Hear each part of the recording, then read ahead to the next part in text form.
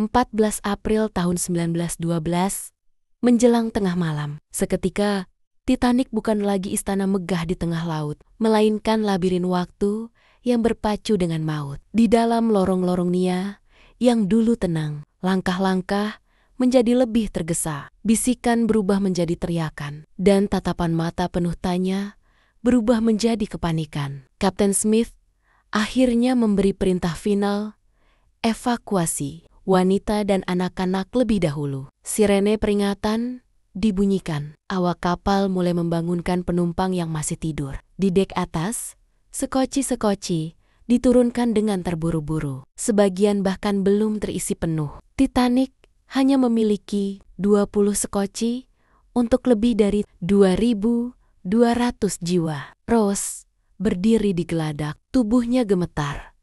Bukan karena dingin, tapi karena ketakutan. Di sebelahnya, Jack menggenggam tangannya erat. "Aku takkan pergi tanpa kamu," kata Rose. "Rose, dengarkan aku. Kau harus naik sekoci. Aku akan mencari jalan lain," ujar Jack, mencoba terdengar yakin. "Aku janji akan menemui kamu lagi." Rose menggeleng keras. "Aku lebih baik tenggelam bersamamu daripada hidup tanpa kamu." Jack menatapnya dalam diam. Hanya suara jeritan dan bunyi logam yang memekakan telinga terdengar di sekeliling mereka. Tapi di antara semua itu, ada kesunyian aneh yang hanya milik dua orang yang jatuh cinta dalam waktu yang terlalu singkat namun terlalu dalam. Sementara itu, Charles memaksa Rose untuk naik sekoci. Ia berdiri dengan marah, menyodorkan jaket kepada Rose.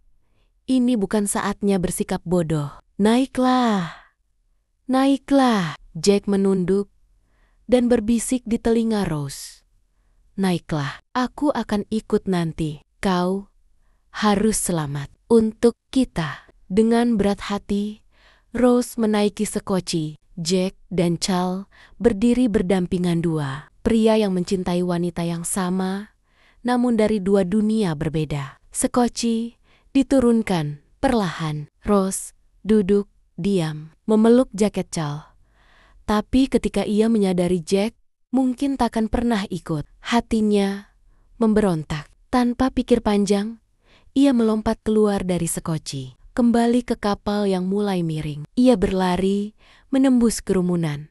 Napas tersengal hingga ia melihat Jack yang juga mencarinya. "Rose," ia berlari ke pelukannya, menangis. "Kenapa?" tanya Jack, setengah marah, setengah takjub. "Aku bilang, aku tak akan meninggalkanmu." Jack memeluknya erat. Mereka tahu, mereka mungkin telah memilih kematian, tapi bagi mereka, itu lebih baik daripada hidup tanpa cinta. Laut mulai melahap Titanic lebih cepat. Bagian depan kapal sudah tenggelam sepenuhnya. Lampu-lampu berkedip dan akhirnya padam. Jeritan mengisi malam. Orang-orang berlarian, melompat ke laut yang membeku, atau berdoa di tempat. Jack dan Rose berlari ke bagian belakang kapal, berusaha mencari tempat paling tinggi. Di sana, mereka berdiri di pagar belakang, berpegangan satu sama lain. "Waktu kapal ini jatuh, kita akan melompat. Kau harus menendang keras dan berenang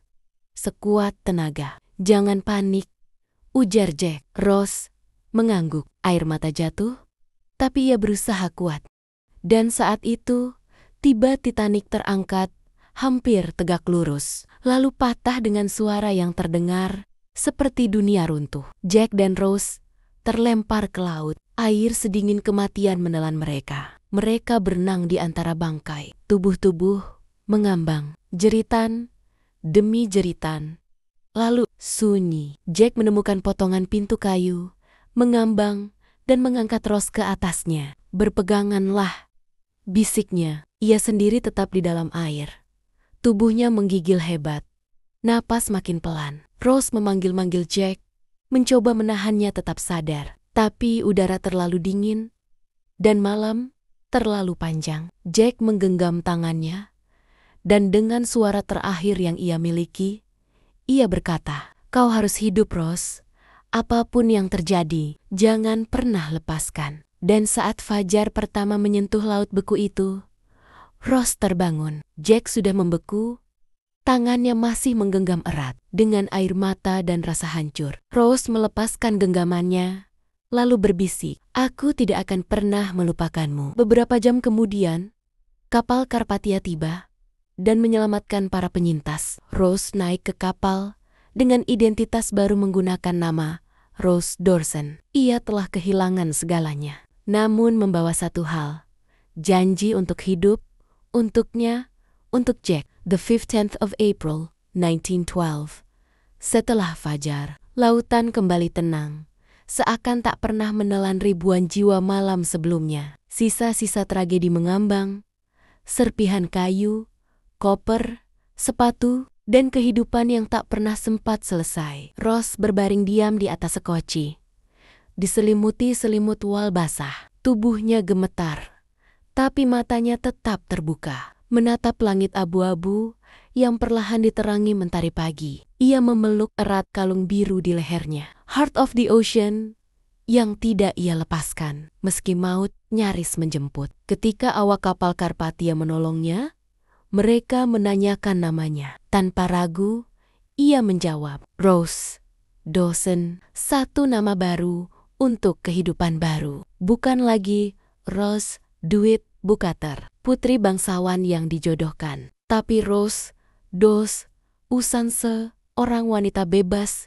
yang mencintai dan kehilangan, namun memilih untuk terus hidup. Beberapa hari kemudian, di pelabuhan New York, ratusan orang menanti para penyintas. Ruth, ibunya, mencari-cari di antara kerumunan, tapi Rose menyelinap menjauh, bersembunyi di balik lapisan kain dan kerah jaket. Ia menatap ibunya sekali lagi, lalu membalikkan badan. Ia tahu, hidup yang lama telah tenggelam bersama Titanic. Tahun berlalu, Rose hidup dengan nama baru, di kota baru. Ia bekerja sebagai aktris panggung, lalu menjadi seniman, dan akhirnya menikah dengan seorang pria yang baik. Hati namun tak pernah ia ceritakan tentang Jack. Ia naik kuda di pantai, seperti yang pernah mereka bicarakan. Belajar terbang di atas pesawat kecil, tertawa dengan anak-anaknya, dan berdiri di puncak dunia dengan kenangan di hatinya. Tapi di setiap mimpi, wajah Jack selalu datang.